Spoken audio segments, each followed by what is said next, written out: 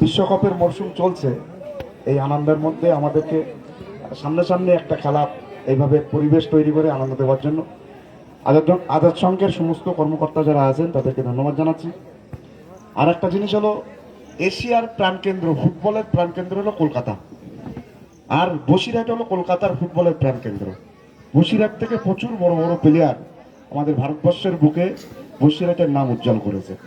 সুতরাং প্রত্যেকটা প্লেয়ার যারা খেলতে আসছেন, যারা জিতছেন, যারা হারছেন, সবাই কিন্তু প্লেয়ার, সবাইকে সম্মানের সহিত, যদি ফুটবল খেলাটা বাঙালিদের আবেগ, সবাইকে সম্মান জানিয়ে, ধন্যবাদ জানিয়ে, আর এই আশা রাখবো যে আপনারা যারা খেলতে এসছেন আগামী দিনে আপনারাও বসিরহাটের নাম উজ্জ্বল করবেন, আপনারাও ভারতীয় জাতীয় টিমে খেলা করবেন। আর একটা আমাদের যেটা সব থেকে কষ্ট, 150 কোটি মানুষ আমরা ভারতবর্ষে বাস করি, এখনো পর্যন্ত জাতীয় টিম হিসাবে আমরা এখনো বিশ্বকাপে কোনোদিন খেলতে পারিনি।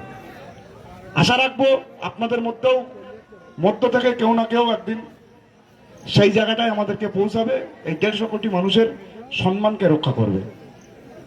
সাথে সাথে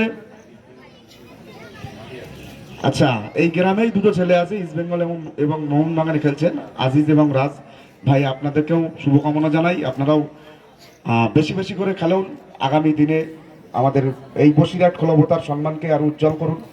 আর দর্শক বন্ধুরা যারা এসছেন তাদেরকে ধন্যবাদ জানাবো। শান্তিপূর্ণভাবে আপনারা খেলা দেখবেন, কেন ক্লাবের পক্ষ থেকে খেলা পরিচালনা করেন আমাদেরকে আনন্দ দেওয়ার জন্য। সকলে ভালো থাকবেন, সুস্থ থাকবেন। অনেক অনেক ধন্যবাদ সম্মানীয় জনাব মুশতাক আলিমুল্লাহ স্যারকে। অবশ্যই কলকাতাকে ফুটবলের মক্কা বলা হয় এবং